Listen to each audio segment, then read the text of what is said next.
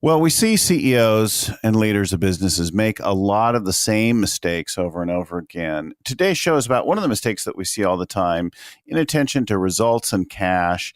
And so listen in for a chat with some of the coaches about the problems that we see in this area and how we solve them, and see what it is that you could do to make scaling up easier. Listen in.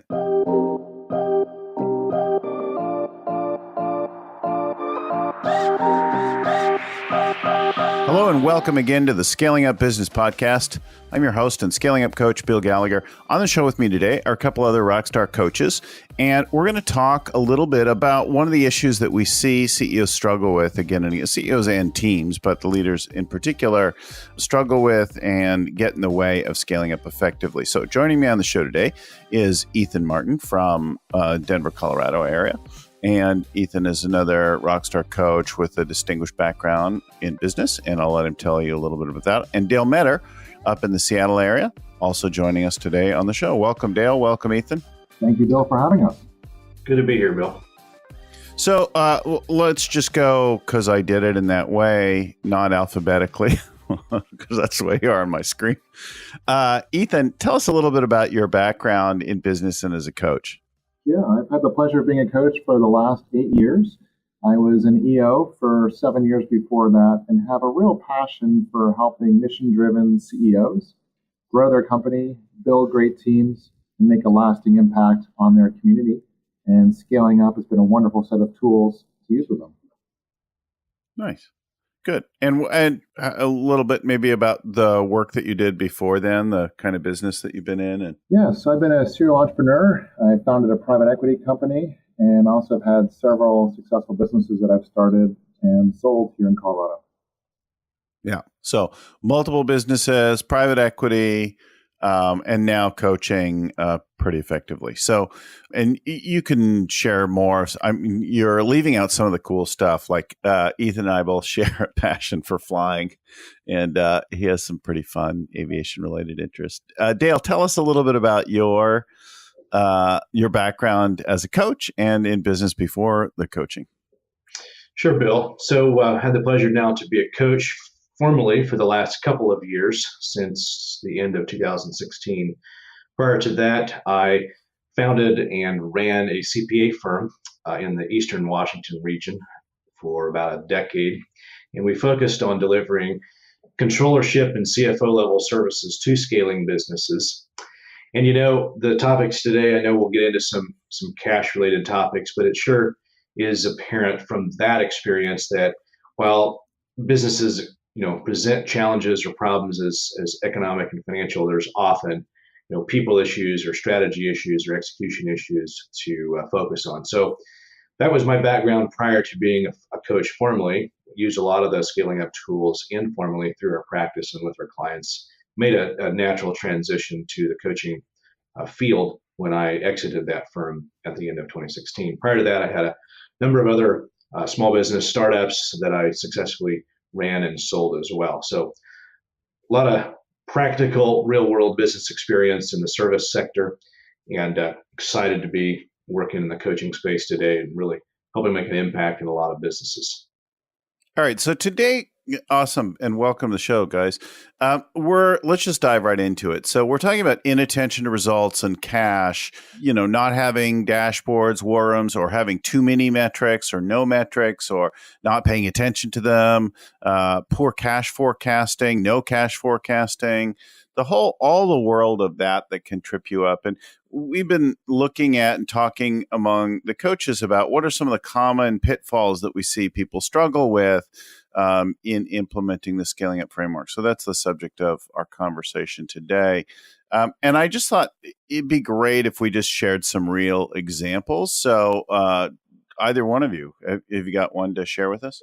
Sure, Bill. I've got a distribution company that's been growing quite successfully. The CEO is both a visionary entrepreneur and has a real eye to see many, many opportunities.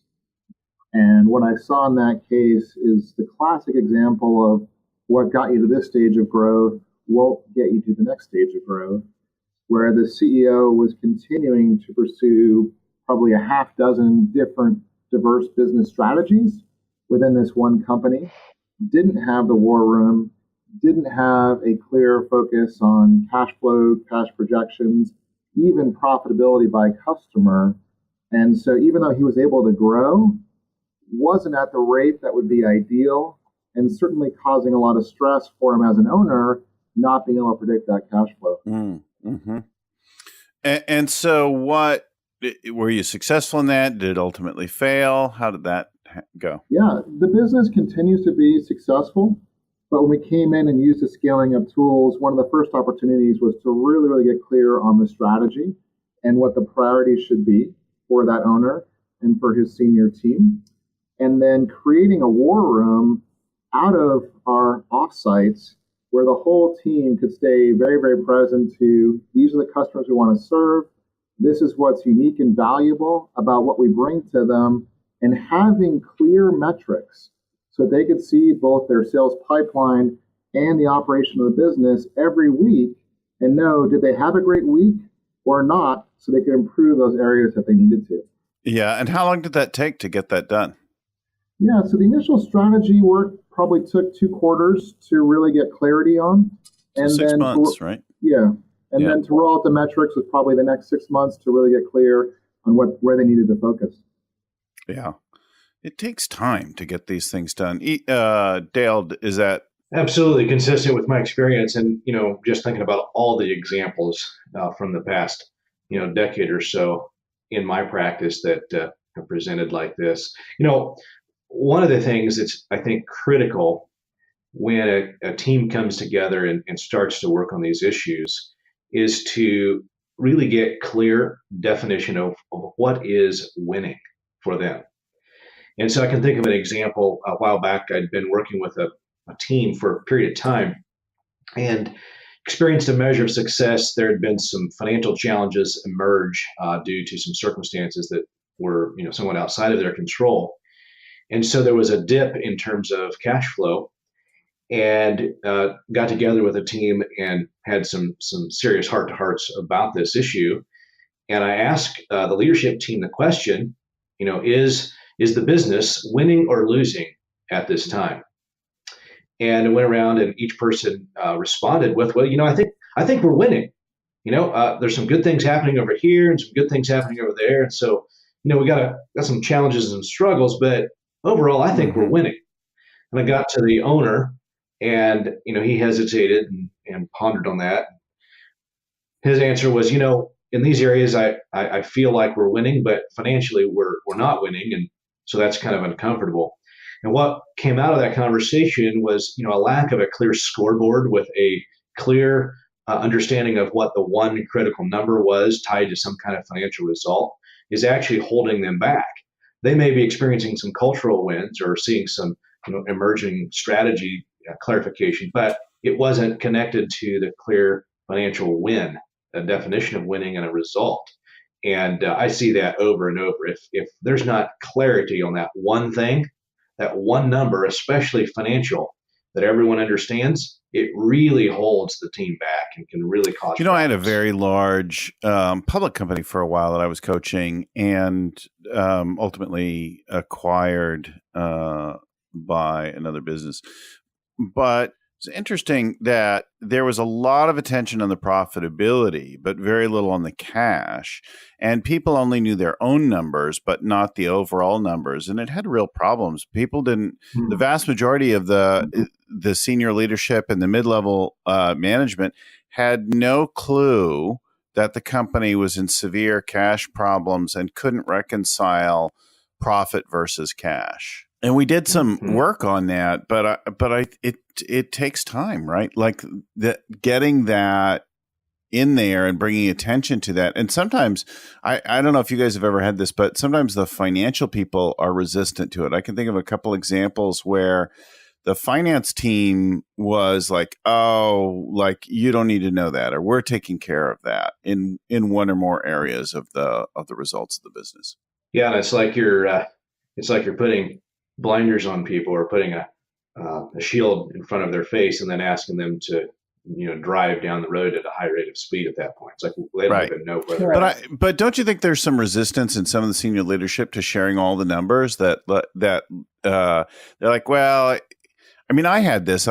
We had a big growth in a business, and then suddenly everybody wanted raises because they're like, wow, and I'm like, yeah, but guys, we're like the growth is sucking up cash, and we have work to do. But suddenly everybody wanted a raise, right? Well, yeah, it can be success can bring that hesitance, and struggling in a particular area of cash flow can bring that resistance too, because it could be embarrassing. Like, I don't want to share that information with everyone. It's it's going to expose how tenuous the situation actually is, and I'm not prepared to deal with it. So that's another. There can be no resistance, but I've also just seen kind of a lack of comfort outside of the CFO. Some of the senior executives may not be as comfortable with the financials and not wanting to speak up. Or sometimes the CFO is presenting it in pretty complicated ways. And that's actually how we branded our company, PFD Group. Primary Flight Display is making sure the leadership team has a very simple, clear dashboards on these critical things like cash that anyone can look at and in a matter of 15, 20 seconds, have that understanding of how are we doing and where do we need to focus. Yeah, PFD has two meanings, right? Primary flight display, and then as a sailor, it's also a personal flotation device. Both things might keep you alive. As you bring that up, I was thinking just as you, before you started to speak, like in instrument training, right? As a pilot, you will simulate different instruments being out, and you'll cover them up, placard them, and then obscure them in some way. And then try to deal with where am I, what am I doing, like that kind of thing. And that's a really interesting thing that is stressful, and yet you can do it, but it adds more to your stress level and concern. And I think some of the same things true of our business when we don't have full visibility to all the critical information and share that with the team. Yeah, exactly. It creates tremendous stress and just a lack of understanding, where the senior team can really work together to solve this. One of our portfolio companies, we made the mistake of not sharing probably enough of the information. And as a senior team, had a great turnaround plan. But because we didn't share everything with all the employees, they kind of left the burden of the heavy lifting to the senior team versus really taking ownership of what needed to be done to fix the cash flow. Yeah, share the load across. So I had a contractor company that went through a period of growth and some acquisitions, invested in some other businesses, bought a building, did some things like that, and suddenly found themselves in some significant cash crunch. And that can happen in a lot of different kinds of business. Certainly can happen in construction, where the timing of cash in and out can be so important. But the financial team, the accounting crew was really, they were kind of proprietary. We already do this. We know the cash position. Here it is. Like, you just need to work on it.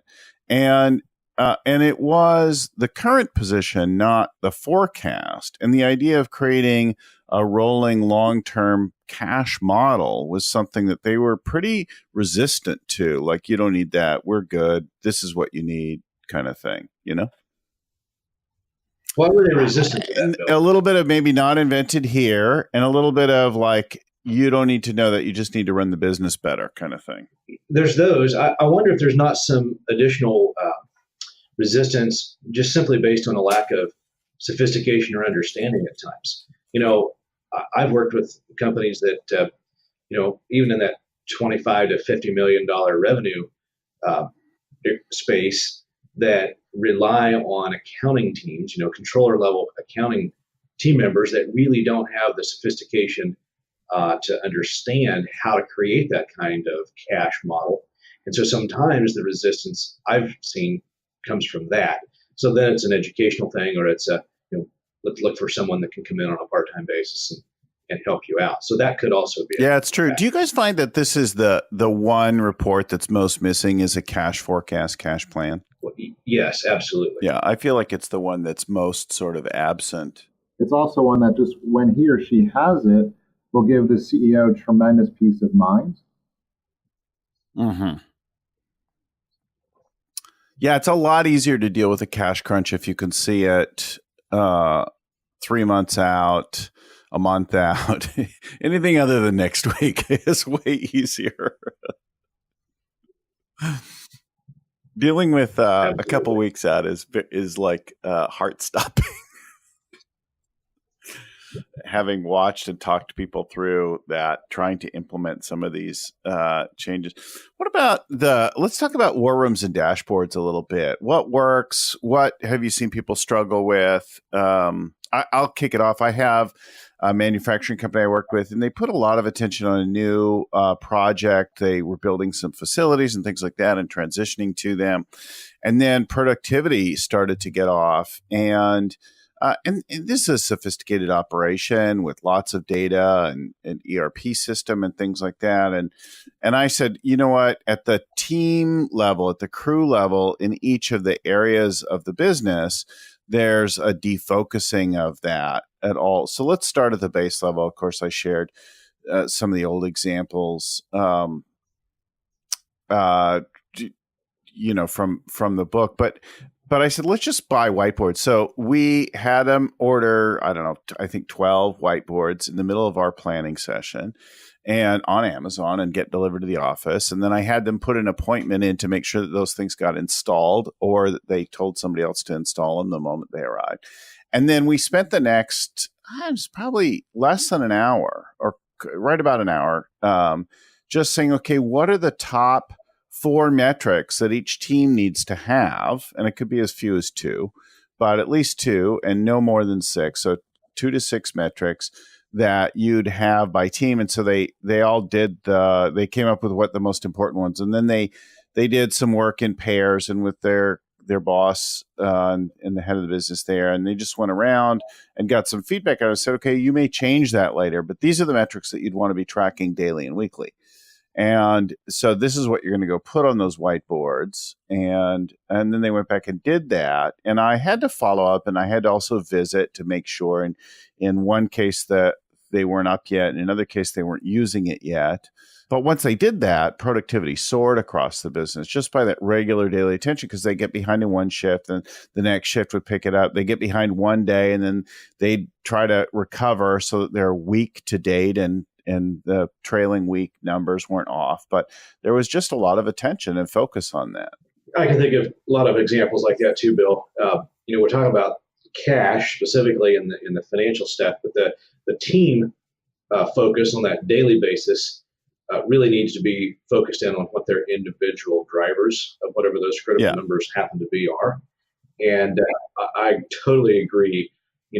Maybe real-time information of actual, P&L and balance sheet information at the team level is unnecessary. Maybe, a weekly update and some kind of a weekly huddle or something like that's acceptable.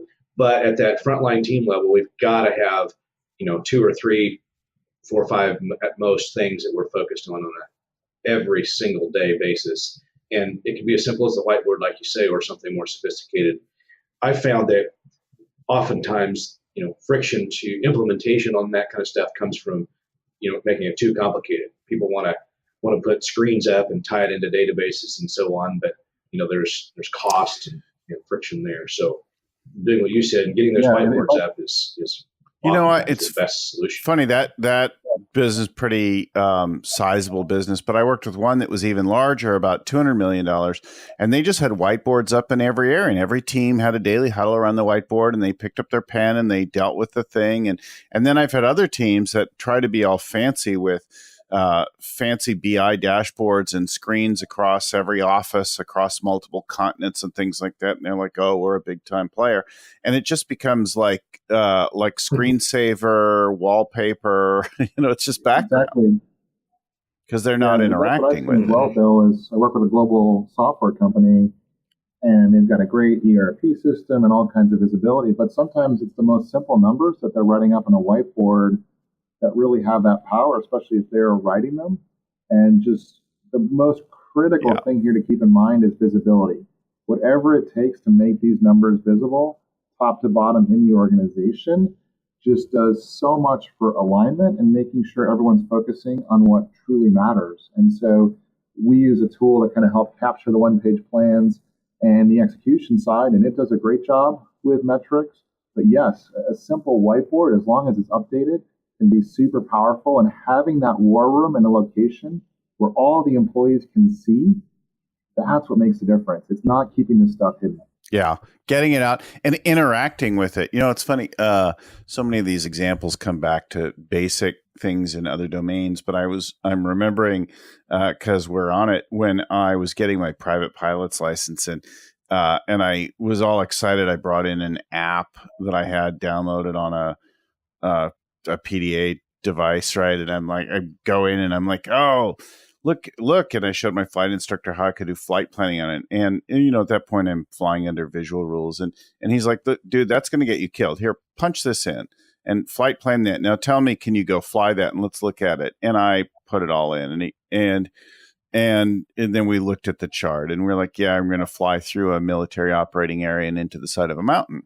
And he's like, you've got to think and you've got to not over rely on automation to tell you what to do. You have to know and understand what you're doing. And I think a lot of times we can over automate things, not interact with them. And sometimes the simple act of picking up the pen and going and interacting with something simple like a whiteboard can make all the difference, right? Well, it's picking up that pen and it's doing so on that frequent cadence. I was talking to someone the other day about the use of a particular piece of technology, and I used the metaphor of it's kind of like a toothbrush, right? You got to pick that thing up twice a day and use it for about 3 minutes each time. And I see our whiteboard, huddle board marker interactions in much the same way. If you put the whiteboard up and you write the numbers up there and then no one ever, shows up and does anything with it, no one ever picks up the pen and adjusts it, or we don't gather around and do something, it has limited effectiveness. But if we all gather around that thing every single day for a couple of minutes, pick up the pen like you pick up your toothbrush, and the respective owners of whatever lines go up and update them and call out the numbers, that's the kind of interaction, not high tech, but it's the kind of interaction that actually gets us in contact with what's most important. Yeah, I think that's critical, right? The regular, consistent use of it, not the knowing of it, but the interaction with it on a predictable cadence that makes the difference. What we're used to in every other aspect of our lives. Not everyone may be a pilot and see how much it translates to running a company. But a lot of us have played on sports teams where we've watched different games.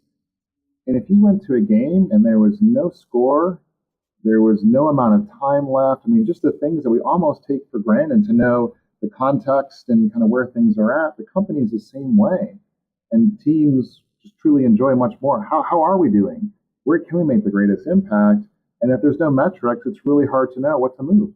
Yeah. Where are we at? How are we doing? Yeah. A score makes a difference in doing that. I think there's one other thing that that comes to mind, and that's having too many.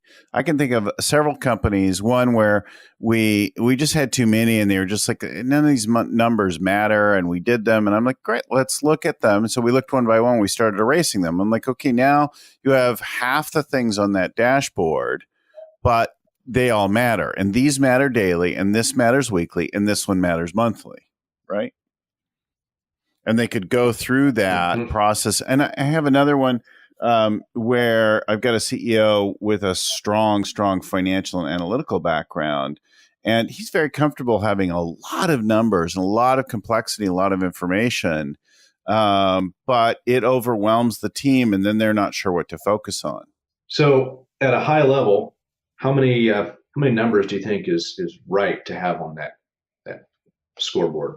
I've had good luck with 4 to 6 in terms of a high skim value, and trying to have a really good mix of leading indicators and lagging indicators. I mean, financial are certainly very, very important, but by the time they show up in our financial report, it's too late to change them by definition. So making sure we've got numbers that are forward-looking, could be around Net Promoter Score, customer satisfaction, other things that will help us identify those key trends.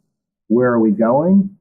Just like with the cash flow forecast, while we still have time to make a difference and an impact on them. Yeah. Net Promoter Score, pipeline activity, pipeline value, lead volumes, failure rates, productivity, uptime, all kinds of things like that are sort of activity, production oriented, are good and kind of the leading thing. But then, like you say, balancing them out. So I found like, within a team is not too bad, but for the overall company, probably more like 6 to 10 that are balanced. Again, so how could this one go wrong is the great question to ask. And I can think of one personal mistake as a CEO where I didn't had a lot of attention on one number and not on how it could go wrong. And I ended up with a multi-million-dollar mistake that I paid for dearly when I put all my attention on the sales, but not the production side of things, and ended up with some costly mistakes. It was real cash, right, out of the business. Some people call that tuition. At that high level, I agree. I think that I guess if I were to sit down and work with someone to build a scoreboard from scratch for the very first time, I'd want to see at least a revenue number, a cost number, some representation of general and administrative expense. Following that, really digging into what is the company's economic driver. We talk about profit per X as an element of strategy, but what's the widget count or the driver of economic progress? And then balancing all of those numbers with that, bespoke understanding of the particular drivers in that business's case. So is it satisfaction, or is it retention, or is it, a production metric or WIP metric or something like that? I think that's kind of where you have to start. Is you've got to have some top level results or outcomes that we're tracking, and then identifying the particular drivers, and then that's going to create 6 to 8 numbers to focus on as a So I have a few clients that have a lot of staff, big employee costs, right? And so when they're looking at labor costs, labor efficiency ratio, they're looking at that driver. Then we want to look at employee satisfaction, and we want to look at work quality as well. So you could push so hard on that then you end up with defects or customer complaint issues. You could also push so hard on that people become burnt out and want to leave you, right? The counterbalance to each of those things. Absolutely. So the too many, too few, inattention, overly technologized to the point that you're not interacting with it, right? Not looking at it, being unwilling to talk about the numbers or share the numbers widely, not having your focus on the ultimate thing like the cash position, where it can be game over pretty quickly if you run out of cash, and can really stress you out if it gets too tight and you have to chase the cash. You make unwise decisions. And this is true of companies of all size, isn't it? Any difference that you see, large or small? No. The only difference is if it's a large company, it could go really bigger bad problems a lot quicker. Happen faster. Bigger problems at a much quicker rate. Yeah. Any as we start to run out of time on the show, any final words from you guys on things that you think are important for folks to start or take away? So one of the things I've seen with a lot of scaling up clients is just creativity and how the numbers are shared and displayed, and maybe tied into quarterly themes where they almost gamify the process. Because not just at the senior level, a lot of the employees may be uncomfortable around financials and some of these metrics.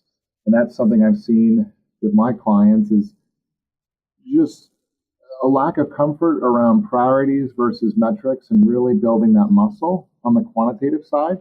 And so anything a leadership team can do to help gamify and educate along the way is usually very, very beneficial. Totally agree with that. And I'd add to that, I've seen some teams jump into that process and start to create some themes or some games around it. And in some cases, they'll create games where there may be teams within the organization playing in a competitive sense against each other. And I would just add that it's better, it's more effective if the company comes together and plays as a team. So instead of competing against one another, we compete for a common goal with a common objective and a common celebration or reward at the end of that as well. Against the world, against the competition versus against each other. Yeah. And, some teams like to be competitive with each other, but when you introduce an element of competition internally, it can often detract from that common goal, and we end up not making as much progress as if we all aligned around one goal and agreed that we either all win or we all lose together. Yeah.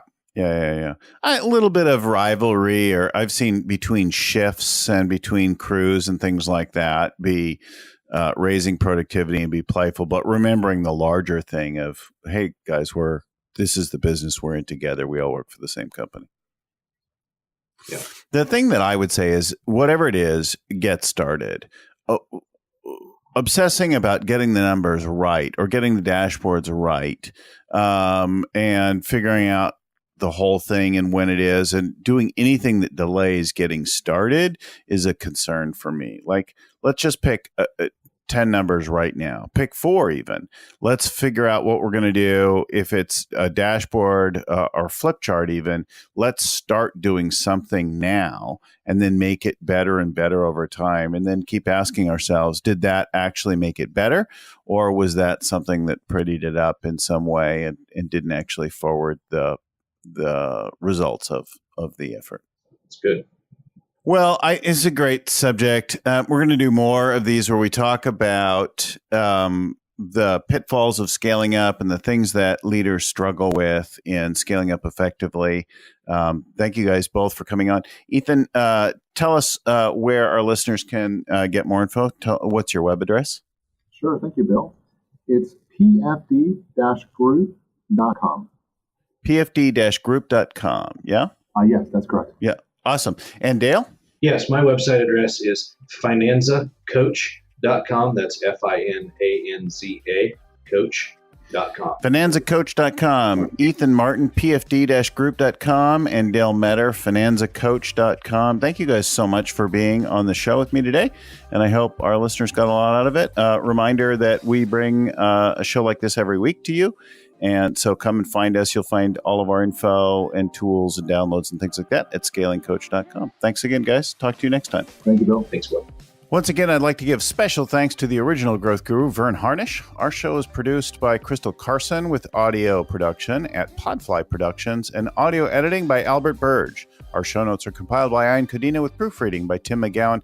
If you got some value out of the show, please share it, pass it along, let people know. Help us spread the love. And thanks again for listening. Keep scaling up.